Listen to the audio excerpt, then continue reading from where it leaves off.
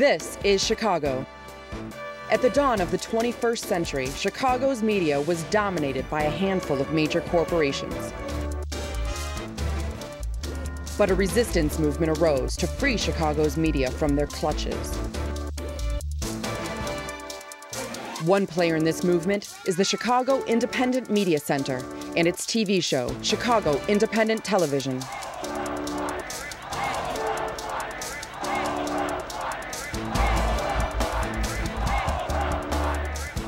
The Independent Media Center is a worldwide network of grassroots correspondents committed to using the tools of the media for promoting social and economic justice. You are watching this month's dispatch from the Chicago Independent Media Center.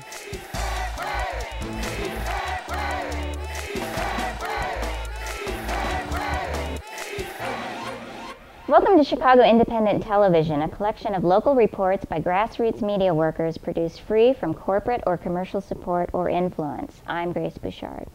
In this episode, we'll review the reactions by Chicagoans to the recent financial collapse and bailout in two segments documenting Chicago protests to the meltdown.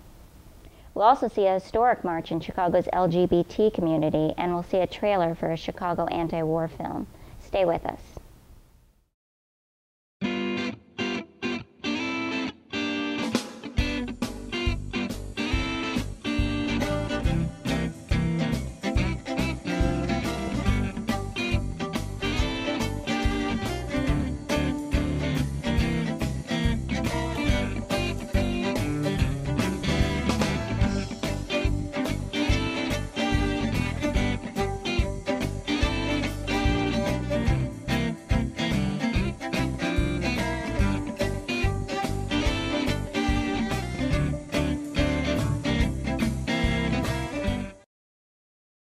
On February 17, 2009, all high-power analog TV in America ends, to be replaced by digital television. You probably heard about that, but there's a lot about this conversion that you probably haven't heard.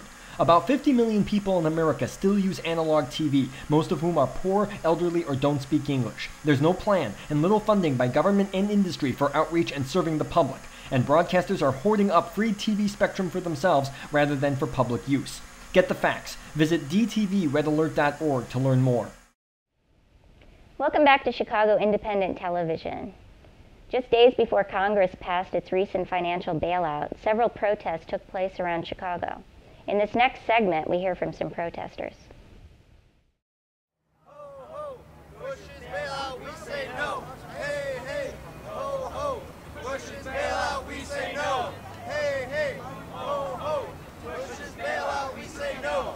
Hey, hey, ho, ho, Bush's bailout, we say no.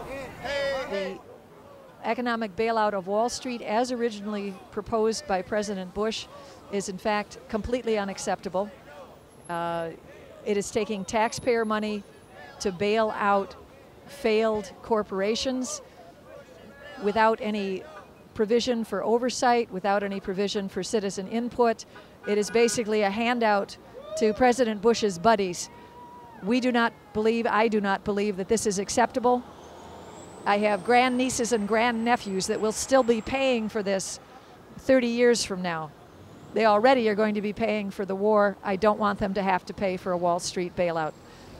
Well, I wish they'd bail me out. Wall Street firms should not be bailed. Top executives should be I know, if they're going to bail out the fat cats, not... well, they're kind of putting a gun to the head of the people of the world and saying we're going to bring the whole economic system down to the ground and they should bail us out. Okay, take care. Personally, I just think it's outrageous that we can privatize the profit that these corporations have made and yet socialize the risk and the losses that have happened. We are here because we are opposing a coup by the Wall Street. This is a coup d'etat. Anywhere else in the world, if they would have tried to do this to them, people would be in the street by millions now. This is so outrageous. This handout to the Wall Street, the same people who brought the economy to its knees, not including the top Bush administration economy, Mr. Paulson, he is part and parcel of the problem. The same people, now they want dictatorial powers to control the future of our children and us and bring us further, do more of the same. The people who robbed us at the banks, the people who swindled us at the pumps, the people who trashed our civil liberties, the people who washed down the toilet, our Constitution, and every single humanitarian law, the people who trampled our human dignity, the same people, they want to control our future and the future of it. They want us to pay with our sweat and blood another but this is $700 billion, and this is just the beginning. Tomorrow they come and say more, and then the consequence is going to be the bankruptcy of the government, the guarantees that they have for the small savers. There's going to be a cut in social services. That's the second stage. So they have planned it all, and they want it all. They want to bring this country, and just as far as they're concerned, we're no different from the third world. They did it to the third world. Now it's our turn. The third world is resisting now. So let's do the corner of least resistance, which is here. All your representatives, all your senators, their lines are being overloaded with calls to get the information out. You know, Wall Street is just looking for a handout. We're going to have to. Yeah, that was. Do you see when Bush was on TV last night? Ooh, I'm scared. Didn't you tell us about those weapons of mass destruction in Iraq too? No, he was saying that the economy is the worst it's ever been ever. This is the same man who told us there were weapons of mass destruction in Iraq. Right, exactly. Same one. I know. Now we should trust him. Okay, right. It's his pocketbook. Sure. The reason I'm here tonight is because I have found that my voice has been heard. I have called my senators, I have called my representative, and I have left messages and numerous emails, and it looks like this bailout bill is in no man's land now, not just because of my efforts, but because a lot of people are speaking out.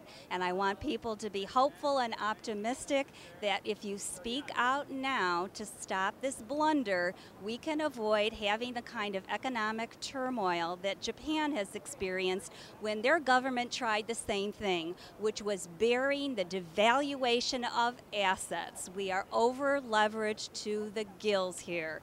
And Wall Street wants its bailout. And we know that other industries are lining up right behind. It's time for us to draw the line in the sand and say, that's enough. The bailout, the economic stimulus package bailout didn't work. What happened? Freddie Mac and Fannie Mae went under. We haven't seen an improvement in the economy. We are in a recession. This bailout plan is not going to avoid a recession. It's not going to avoid a depression. The things that will avoid that is deleveraging. Americans need to know that and read up on it.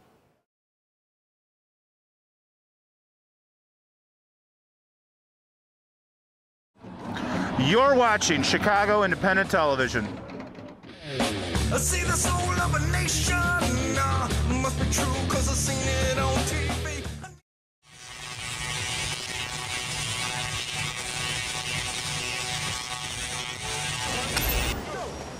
I am a soldier who survived the fear of facing Uncle Sam and saying, "Sir, no sir, I won't fight for lies. Forgive me, wounded soldier, for not being there to ease your pain. I'll try on this end to bring you home now."